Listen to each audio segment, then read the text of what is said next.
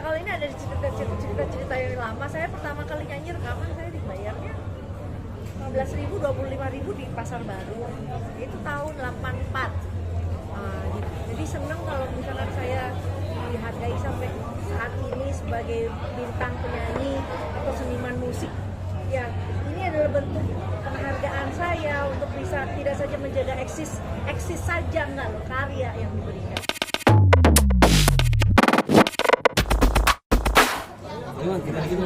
Iya, jadi kalau lagu Mencintaimu itu bisa jadi ada di tengah periode karir saya ya. Kalau misalkan lebih dari 33 tahun gitu. Jadi kalau Mencintaimu itu posisinya kan setelah album Menghitung Hari.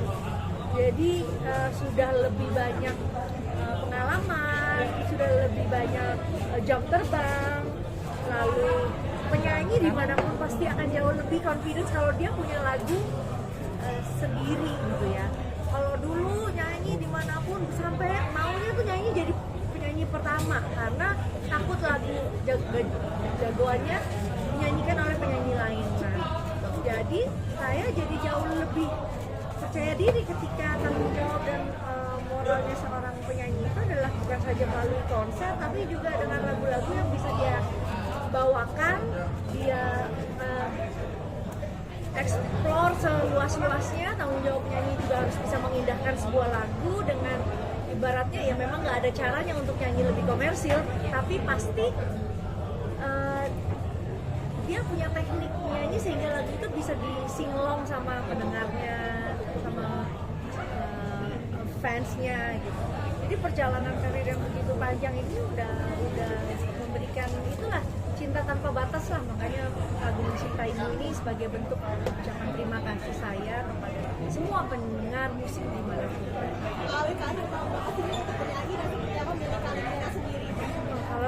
Kalau kali punya ya ibaratnya setiap saya melahirkan anak punya cerita ya, punya episode tersendiri gitu. Sama ketika kita melahirkan lagu sampai hari ini pun itu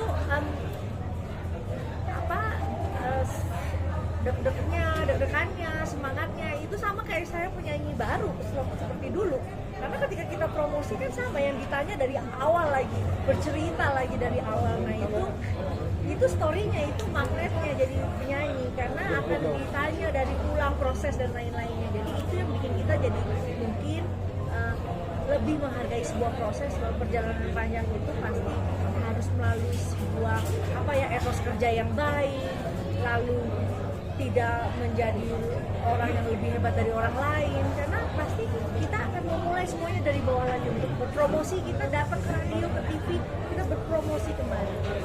Jadi senang kalau misalkan saya dihargai sampai saat ini sebagai bintang penyanyi atau seniman musik.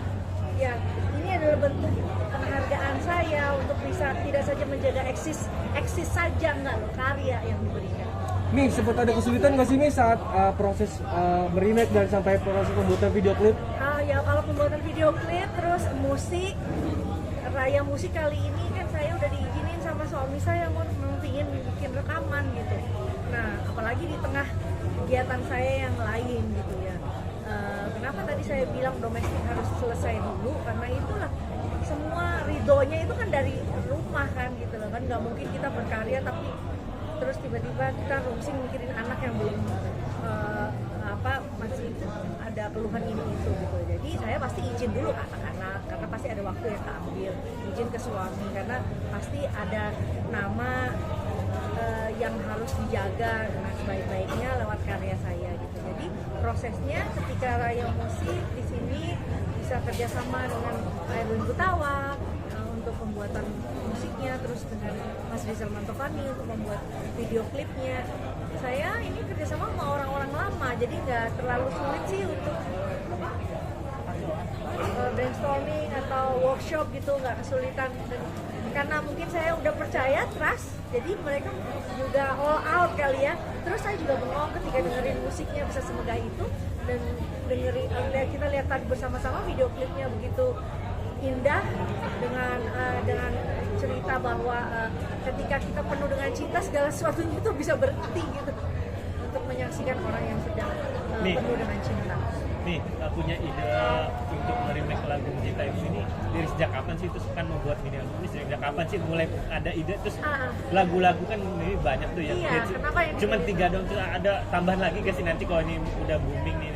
Ya makanya kan yang namanya EP atau extended play ini adalah kepanjangan dari album kita, bisa-bisa juga ya, bisa-bisa juga nanti lagu-lagu lain yang mungkin diciptakan misalkan oleh Melly Goeslaw atau Cobalah Untuk Setia atau mungkin beberapa lagu yang lain yang pernah saya populerkan, bisa kemungkinan untuk bisa. Saya punya ide ini pas pandemi atau kapan nih? Ada ide main remake? Idenya itu awal tahun lah ya, awal tahun, karena memang saya juga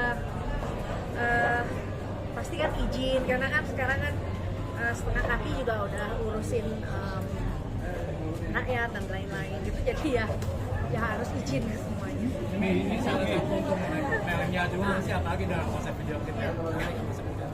Oh, untuk rekrut Mas Rizal? Iya, Melnya sekarang maksudnya. Ya. Kalau kita bicara tentang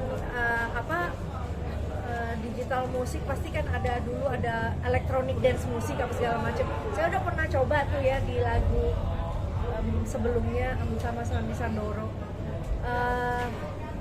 Kita mau explore musik boleh, tapi untuk ngambil atau untuk menjadi lebih muda itu udah nggak mungkin. Jadi buat saya kayak tadi ada yang tanya, mungkin lagu Mencintaimu itu disukai oleh ibu-ibu atau seumuran saya yang mungkin sekarang anak-anak mudanya ya, termasuk saya ambil contoh soal Amora tadi suka bagian bridge-nya, karena bridge-nya itu mungkin dibuat bareng Gita Gutawa contohnya. Jadi memang ada kolaborasi lah yang setidaknya nanti akan bisa mengambil secara tidak langsung anak-anak muda, karena kan sekarang udah ditaruh di digital platform yang lebih luas, seperti ada Amazon Music lewat di Orchard dan juga tadi Triakom. Jadi saya juga nggak nyangka lah lagu seperti itu terus tiba-tiba hari ini bisa serentak ke semua radio, ke semua digital platform. Itu pasti karena teknologi kan, pasti anak muda juga denger lah. Mi, ada niatan buat duet bareng sama Iya, nanti kalau saya lagi latih dia supaya dia punya showmanship, makanya tadi dia harusnya les piano. Saya bilang udah, yang penting ikutin mami dulu supaya lihat gimana kamu engage to audience, untuk menyapa orang. Karena saya juga dulu kan nggak latihan, saya dulu dari panggung ke panggung cuma lihat almarhum Dorce, cuma lihat ini, oh caranya dia nyapa orang begitu ya. Lama-lama kan dengan jam terbang nanti dia bisa sendiri.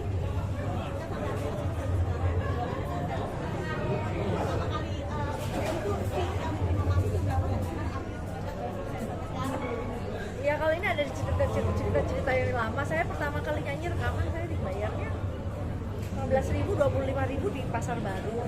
Itu tahun 84.